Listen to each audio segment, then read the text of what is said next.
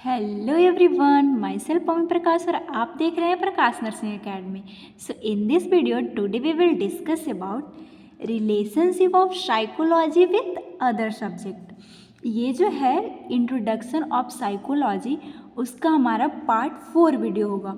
और मैं आपको इसको इजी बनाने के लिए ओनली 1 पेज में आपको मैं कवर करूँगी और इसका नोट्स भी आपको मैं प्रोवाइड करूँगी ताकि आप क्विकली अपने एग्ज़ाम टाइम में जल्दी से रिवीजन कर सके। और लास्ट में ये भी बताऊंगी कि अगर यूनिवर्सिटी एग्जाम में ये क्वेश्चन आया तो कैसे आप लिखिएगा। तो सबसे पहले ये हमारा बीएससी नर्सिंग फर्स्ट सेमेस्टर का सिलेबस।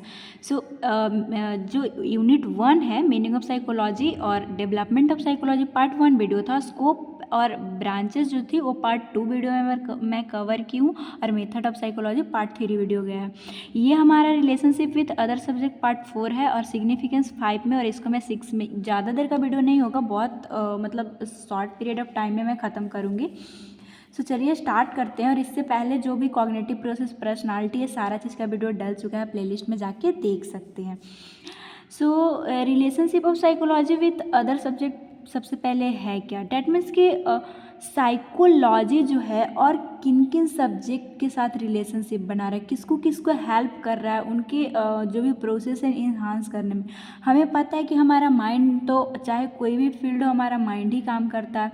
और साइकोलॉजी है क्या, कि स्टडी ऑफ माइंड, अगर आप पहले वीडियो देख चुके हैं तो उसी चीज़ को कि अपने माइंड को, बिहेवियर को एक मोटिवेट वे में या एक अच्छी वे में कैसे अदर फील्ड में यूज किया जा रहा है, वही चीज़ देखेंगे।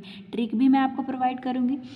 सो फर्स्ट है हमारा in the field of education. ये जो है एजुकेशन के फील्ड में, क्षेत्र में अपना जो है वो रिलेशनशिप बना रहा है, योगदान दे रहा है। कैसे?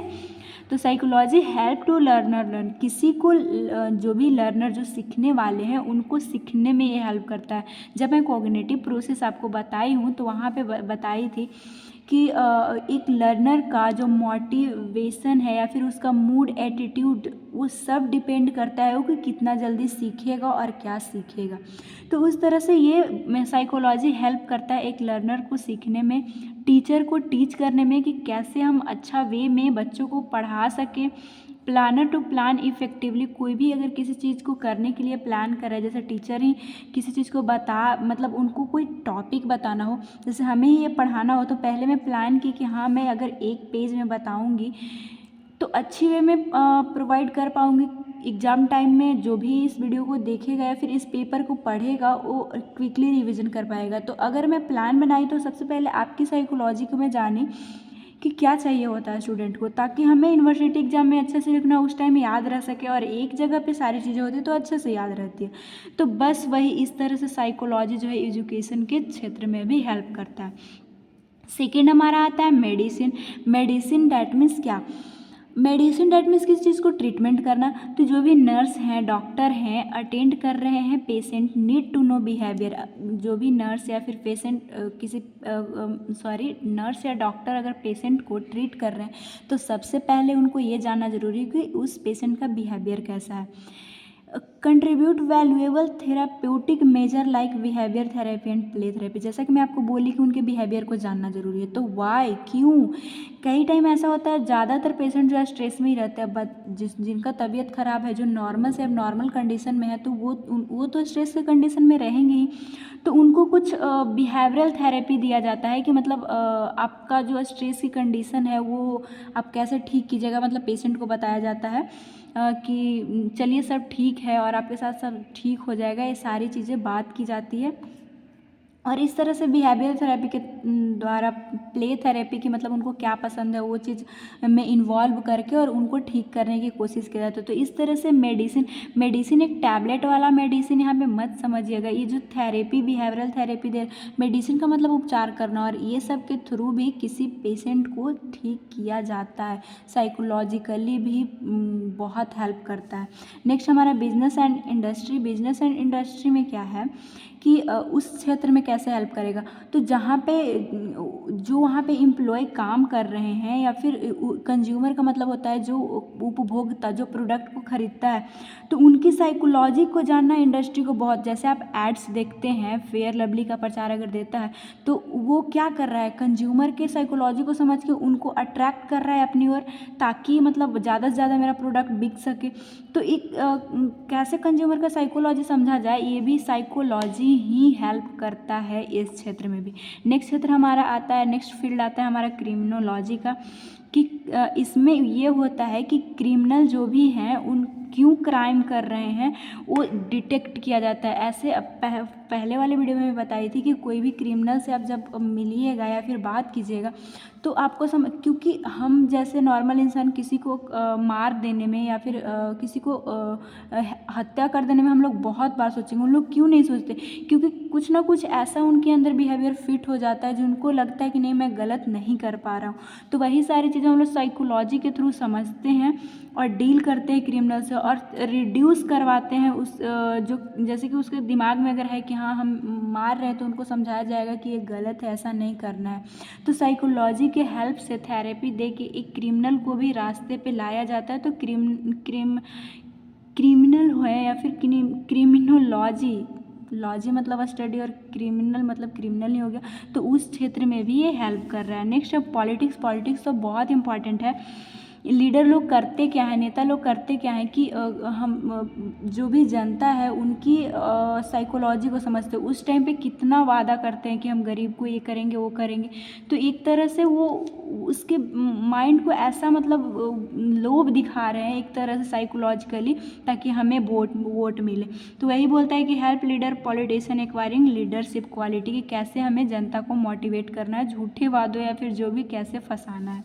नेक्स्ट हमारा आता है guidance and counselling. Guidance and counselling में कैसे provide valuable help in education. आप अगर नर्सिंग में आए हैं तो आपको कोई कुछ तो ऐसा बताया होगा, आप नर्सिंग में क्यों आए, पहले चाहे आप यूट्यूब से ही देखें या फिर कोई आपके घर वाले नर्सिंग कर रहे होंगे तो बताए होंगे कि हाँ नर्सिंग अच्छी फील्ड है, तुम भी जा सकते हो। कहीं भी कोई पढ़ाई करने के लिए हमें दूसरों से एक गाइडलाइन लेना रहता है, तो वही तो है गाइडेंस। तो उसमें साइकोलॉजी ही तो हेल्प करती है कि बिहेवियर जो वहाँ पे देखा समझा आपको बताएगा इंसान। नेक्स्ट है personal as well as vocational area, कि वही कहाँ पे क्या करना है। काउंसलिंग का मतलब होता है कि अगर कोई एबनॉर्मल कंडीशन में है, स्ट्रेस की कंडीशन में, तो काउंसलिंग के थ्रू जो साइकोलॉजिस्ट करते हैं तो वहाँ पे भी साइकोलॉजी ही हेल्प करता है। मिलिट्री साइंस, ये पहले भी सारी चीज़ें डील हुई है जब हम लोग ब्रांचेस ऑफ साइकोलॉजी, अगर आप पहले वाला वीडियो देखे होंगे तो ये आपको समझने में बिल्कुल भी दिक्कत नहीं हो रही होगी। सो मिलिट्री साइंस में क्या साइकोलॉजी हेल्प करता है, मिलिट्री फील्ड में अगर देखा जाए तो उनको मोरल रहने में, इनेमी से उन्हें कैसे, जो दुश्मन है कैसे फाइट करना है, कैसे अपने आप को हर एक समय अपना जान देने के लिए तैयार रहते, तो उस तरह से उनके माइंड को ट्रेनिंग प्रोवाइड किया जाता है कि चाहे कोई भी कंडीशन हो, हमें देश के लिए जीना मरना है। नेक्स्ट है सेल्फ डेवलपमेंट। सेल्फ डेवलपमेंट में कैसे help to learn understand on behaviour. जब साइकोलॉजी आप पढ़ते हैं तो पर्सनालिटी पढ़िएगा, मोटिवेशन पढ़िएगा, डिजायर एटीट्यूड पढ़िएगा, तो अपने आप का एटीट्यूड भी आप डिटेक्ट कर पाइएगा कि अच्छा मुझे बहुत गुस्सा आता है या फिर मैं इतना मोटिवेट रह पाती हूँ, इतना काम कर पाती हूँ। तो ये अपने, और जब आप मोटिवेशन पढ़िएगा तो हम कैसे अपने गोल को अचीव, मोटिवेशन का भी वीडियो पूरा डल चुका है प्लेलिस्ट में, वहाँ से जाके देख सकते हैं। तो इसे पढ़ने से हमें ये भी होता है कि हाँ अगर हम कैसे मोटिवेट रह के अपने गोल को अचीव कर सकते हैं, तो ये सेल्फ डेवलपमेंट में भी हेल्प करता है। Adjustment with their self and other, कैसे साथ में मिल के काम करना है, अपने आप के साथ कैसे एडजस्ट किसी इन्वायरमेंट में करना है, सारा हमें साइकोलॉजी बताती है। तो इतने सारे फील्ड हैं जिसके साथ रिलेशनशिप हमारा साइकोलॉजी बनाता है। आपको याद कैसे रखना है, अभी आपसे अगर कोई पूछे, ये छोटा सा ट्रिक है, आप अपने से भी बना सकते हैं, लेकिन इससे बहुत हेल्पफुल रहेगा याद करने के लिए, है कि कोई आपसे पूछे कि आपका एजुकेशन लेवल कितना है, तो आप बोलिएगा कि मेरा एजुकेशन मतलब इस एजुकेशन है, एजुकेशन तो BSc यहाँ पे आप बीएससी नर्सिंग में भी कर रहे हो तो इस तरह से बीएससी और इसके बाद आप एमएससी करिएगा और पीजी में, मैं पीजी में मतलब वहाँ तक जाके करूँगा। तो इस तरह से एजुकेशन बीएससी एमएससी पीजी में आपसे याद रह सकता है। कैसे रखना है, एजुकेशन से एजुकेशन फील्ड में बना रहा है। और यहाँ पे जो हमारा जैसे आप, ऐसा नहीं है कि जैसे मैं लिखी हूँ उसी तरह से आप याद रखिएगा, ट्रिक लिखिएगा एक बार। और बी से हमारा क्या आएगा, बिजनेस, एम से आएगा हमारा मेडिसिन, एस से आएगा हमारा सेल्फ डेवलपमेंट, सी से आएगा हमारा काउंसलिंग एंड गाइडेंस। ऐसे ही आप पूरा मिलाएगा तो आपको मिल जाएगा एम से मेडिसिन, और पी से पॉलिटिक्स, और जी से गाइडेंस, और एम से मिलिट्री साइंस। तो ये पूरा हो गया। ये छोटा छोटा मैं ट्रिक आपको हर वीडियो में प्रोवाइड करती हूँ, क्योंकि एग्ज़ाम टाइम बहुत स्ट्रेस होता है। और उस टाइम जब आप इससे अगर एक दो बार प्रैक्टिस करते रहो तो आप एग्ज़ाम टाइम में भी आप क्या कीजिए कि मन में बस बना लीजिए और झट से सारा चीज़ लिखा जाता है। और एग्ज़ाम में बेसिकली आपको अंदर वाली चीज़ें देखे या ना देखे, लेकिन ये ज़रूर देखता है कि जो मेन कंटेंट है आप लिखे हैं कि नहीं लिखे हैं। तो मेन कंटेंट के लिए आपको छोटा छोटा मैं ट्रिक देती हूँ जिससे आपको हेल्पफुल रहे। तो आज के लिए बस इतना ही। आपको यूनिवर्सिटी एग्जाम में कैसे लिखना है, जब भी आपसे पूछे relation of psychology with other subject, तो सबसे पहले जो पार्ट 1 वीडियो में बताई हूँ इंट्रोडक्शन और 2 डिफिनेशन आपको लिख देना है। अगर 5 मार्क्स में पूछे तो, 2 मार्क्स में पूछे तो सीधा ये गोल घेरा बना के ऐसे आपको बना देना है। और अगर 5 मार्क्स में पूछे तो वो 2 डिफिनेशन, एक इंट्रोडक्शन, और ये वाला लिख के और एक एक करके पहले ये बना दीजिए, फिर एक एक करके और इसको डिफाइन कर दीजिए जो सारा पॉइंट मैं डाली हूँ। इतना सफिशिएंट है 5 नंबर के लिए। और इसका नोट्स आपको टेलीग्राम या फिर इंस्टाग्राम पे आपको मिल जाएगा, तो वहाँ से आप देख सकते हैं। बस जाइए और खोल के देखिए, सारा चीज़ मैं आपके लिए मैं कर रही हूँ। बस आपको क्या करना है, चैनल को सब्सक्राइब करना है और नोटिफिकेशन बेल को ऑन रखिएगा ताकि आपको सारा चीज़ मिल सके। क्योंकि मैं साइकोलॉजी, सोशियोलॉजी, एनाटॉमी, फिजियोलॉजी सबका important question hand written notes provide की हूँ। और इसका नोट्स मैं टेलीग्राम पे भी डालती हूँ, बस वहाँ से जाके आप पढ़िए। एग्जाम टाइम है, बस उसको रिविज़न करते रहिए। तो आज के लिए बस इतना ही। अगर वीडियो हेल्पफुल हो तो लाइक, सब्सक्राइब एंड शेयर।